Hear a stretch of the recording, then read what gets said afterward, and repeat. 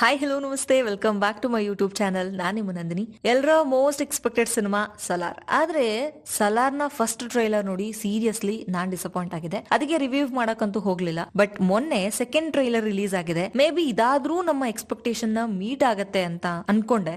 But ಅಷ್ಟೇನು hype create ಮಾಡಲ್ಲ ಅಂತ ಅನ್ನಿಸ್ತು. ಅಂಡ್ ಇನ್ನೊಂದು ವಿಷಯ, ಕಂಪ್ಯಾರಿಸನ್ ಅನ್ಕೋಬೇಡಿ. ನಾನ್ ಅಬ್ಸರ್ವ್ ಮಾಡಿದಂತ ಒಂದಷ್ಟು ಪಾಯಿಂಟ್ಸ್ ನ ಶೇರ್ ಮಾಡೋಣ ಅಂತ ಅನ್ಕೊಂಡೆ. ಉಗ್ರಂ ಸಿನಿಮಾ ಮತ್ತೆ ಸಲಾರ್ ಸಿನಿಮಾ ಮೂವಿ ಬೇರೆನೆ ಇರ್ಬೋದು. ಬಟ್ ಜಸ್ಟ್ ಸಲಾರ್ ಟ್ರೈಲರ್ ನೋಡಿದಾಗ ಕಾಣಿಸೋ ಅಂತ ಕಾಮನ್ ಫ್ಯಾಕ್ಟರ್ಸ್ ಗಳನ್ನ ಹೇಳ್ತೀನಿ, ಓಕೆನಾ? ಅಗಸ್ತ್ಯ ಮತ್ತೆ ಬಾಲ ಚೈಲ್ಡ್ಹುಡ್ ಫ್ರೆಂಡ್ಸ್, ಬೆಸ್ಟ್ ಫ್ರೆಂಡ್ಸ್ ಆಗಿರ್ತಾರೆ. ಹಾಗೆ ಅವರಿಗೊಂದು ಫ್ಲಾಶ್ ಬ್ಯಾಕ್ ಸ್ಟೋರಿ ಕೂಡ ಇರುತ್ತೆ. ಇಲ್ಲಿ ಕೂಡ ಹಾಗೆ ಇದೆ. ದೇವ ಮತ್ತೆ ವರದಾ ಚೈಲ್ಡ್ಹುಡ್ ಫ್ರೆಂಡ್ಸ್ ಹಾಗೆ ಬೆಸ್ಟ್ ಫ್ರೆಂಡ್ಸ್ ಆಗಿರ್ತಾರೆ. ಒಬ್ರಿಗೋಸ್ಕರ ಒಬ್ರು ಏನ್ ಬೇಕಾದ್ರೂ ಮಾಡಕ್ ರೆಡಿ ಇರ್ತಾರೆ. ಹಾಗೆ ಅಗಸ್ತ್ಯ ಬಾಲನ್ಗೋಸ್ಕರ ಏನ್ ಬೇಕಾದ್ರೂ ಮಾಡೋಕ್ ರೆಡಿ ಇರ್ತಾನೆ. ಇಲ್ಲಿ ಸಲಾರ್ ಅಲ್ಲೂ ಕೂಡ ಹೌದು. ಇನ್ನ ಅಗಸ್ತ್ಯ ಮೆಕ್ಯಾನಿಕ್ ಆಗಿರ್ತಾನೆ. ಇಲ್ಲೂ ಕೂಡ ದೇವ ಮೆಕ್ಯಾನಿಕ್ ಆಗಿರ್ತಾನೆ. ಬಾಲ ಹೆಲ್ಪ್ ಕೇಳ್ಕೊಂಡು ಅಗಸ್ತ್ಯ ಹತ್ರ ಬರ್ತಾನೆ. ವರದಾ ಕೂಡ ಅವನು ಕಷ್ಟದಲ್ಲಿದ್ದಾಗ ಹೆಲ್ಪ್ ಕೇಳೋದಕ್ಕೆ ದೇವ ಹತ್ರ ಬರ್ತಾನೆ. ಉಗ್ರಮಲ್ಲಿ ಬಾಲ ಅಗಸ್ತ್ಯನ ಪವರ್ ಮತ್ತೆ ಸ್ಟ್ರೆಂತ್ ಗೆ ಬಿಲ್ಡಪ್ ಕೊಡ್ತಾನೆ. ಇಲ್ಲೂ ಅಷ್ಟೇ, ವರದ ದೇವಂಗೆ ಬಿಲ್ಡಪ್ ಕೊಡ್ತಾನೆ. ಅದು ಟ್ರೈಲರ್ ಅಲ್ಲೇನೆ ಒಂದು ಡೈಲಾಗ್ಸ್ ಮೂಲಕ ಹೇಳೋದ್ರಲ್ಲಿ ನಮಗೆ ಗೊತ್ತಾಗತ್ತೆ. ಇನ್ನ ಉಗ್ರಮಲ್ಲೂ ಟೆರಿಟರಿ ಗದ್ದುಗೆಗೋಸ್ಕರ ಫೈಟ್ ಆಗತ್ತೆ. ಇಲ್ಲೂ ಕೂಡ ಹೌದು. ಇನ್ನ ಅವರಿಬ್ರು ಏನೋ ಕಾರಣದಿಂದ ವೈರಿಗಳಾಗ್ತಾರೆ.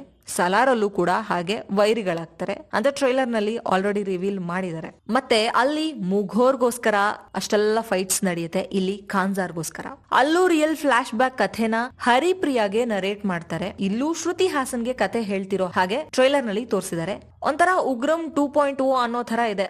ಹೋಪ್ ಸಿನಿಮಾ ಹಾಗಿಲ್ದೇ ಇರ್ಲಿ ಅಂತ ಅನ್ಕೊಳ್ಳೋಣ. ನಮ್ಮನ್ನ ಡಿಸಪಾಯಿಂಟ್ ಮಾಡದೇ ಇರ್ಲಿ ಈ ಸಿನಿಮಾ. ಜೊತೆಗೆ ನಮ್ಮ ಸಿನಿಮಾಗಳು ಆಗಿಂದನೂ ಹಲವಾರು ವಿಚಾರಗಳಿಗೆ ತುಳಿತಕ್ಕೆ ಒಳಗಾಗಿದೆ. 90s ಇಂದನೂ ಕೂಡ. ಆಗೆಲ್ಲ ನಮ್ಮ ಕನ್ನಡ ಸಿನಿಮಾಗಳನ್ನ ಡಿಸ್ಟ್ರಿಬ್ಯೂಟರ್ಸ್ ತಗೋತಿರ್ಲಿಲ್ಲ. ತಗೊಂಡ್ರು ಕಡಿಮೆ ಬೆಲೆಗೆ ತಗೋತಾ ಇದ್ರು. ಇನ್ನು ಕೆಲವೊಂದು ಸಲ ಹಿಂದಿ, ತಮಿಳು, ತೆಲುಗು ಸಿನಿಮಾಗೆ ಇದ್ದಂತಹ ಬೆಲೆ ನಮ್ಮ ಕನ್ನಡ ಸಿನಿಮಾಗಳಿಗೆ ಇರ್ಲಿಲ್ಲ. ಅಷ್ಟೆಲ್ಲ ಆದ ನಂತರ ಈಗಲೂ ಇದೇ ಪರಿಸ್ಥಿತಿ ಎದುರಾಗಿದೆ. ನಮ್ಮ ಸಿನಿಮಾಗಳಿಗೆ ಥಿಯೇಟರ್ ಸಿಗ್ತಿಲ್ಲ. ನಮ್ಮ ರಾಜ್ಯಗಳಲ್ಲಿ ಹೇಗೆ ತೆಲುಗು, ತಮಿಳು, ಹಿಂದಿ ಎಲ್ಲಾ ತರ ಭಾಷೆಯ ಸಿನಿಮಾಗಳಿಗೆ ನಾವು ಎನ್ಕರೇಜ್ ಮಾಡ್ತೀವೋ ಹಾಗೆ ನಮ್ಮ ಕನ್ನಡಿಗರ ಹಾಗೆ ನಮ್ಮ ಕನ್ನಡ ಸಿನಿಮಾಗಳನ್ನ ಬೇರೆ ರಾಜ್ಯದಲ್ಲೂ ಕೂಡ ಥಿಯೇಟರ್ಸ್ ನ ಕೊಟ್ಟು ಎನ್ಕರೇಜ್ ಮಾಡಿದ್ರೆ ಬಹುಶಃ ನಮ್ಮ ಕನ್ನಡ ಸಿನಿಮಾಗಳು ಎಲ್ಲಾ ಕಡೆ ರೀಚ್ ಆಗೋದಕ್ಕೆ ಸಹಾಯ ಆಗತ್ತೆ. ಹಾಗೆ ನಮ್ಮ ಇಂಡಸ್ಟ್ರಿ ಬೆಳೆಯೋದಕ್ಕೆ ಸಾಧ್ಯ ಆಗತ್ತೆ. ಅದಲ್ಲದೆ ಇಷ್ಟೆಲ್ಲ ಹೇಳ್ತೀವಿ, ಆದ್ರೂ ನಮ್ಮ ಕನ್ನಡಿಗರೇ ನಮ್ಮ ಕನ್ನಡ ಸಿನಿಮಾಗಳನ್ನ ಪ್ರೋತ್ಸಾಹ ಮಾಡೋದಿಲ್ಲ. ನಮ್ಮ ಕರ್ನಾಟಕದಲ್ಲೇ ಎಷ್ಟೋ ಕಡೆ ಥಿಯೇಟರ್ಸ್ ಗಳು ಸಿಗ್ತಾ ಇಲ್ಲ. ಬಟ್ ಮುಂದಿನ ದಿನಗಳಲ್ಲಿ ಹೀಗಾಗದೇ ಇರ್ಲಿ, ನಮ್ಮ ಕನ್ನಡ ಸಿನಿಮಾಗಳಿಗೆ ಸಿಗಬೇಕಾದಂತಹ ಪ್ರಾಮುಖ್ಯತೆ ಸಿಗ್ಲಿ ಅಂತ ಕೇಳ್ತಾ ಈ ವಿಡಿಯೋನ ಇಲ್ಲಿಗೆ ಮುಗಿಸ್ತಾ ಇದ್ದೀನಿ. Signing off, Nandini.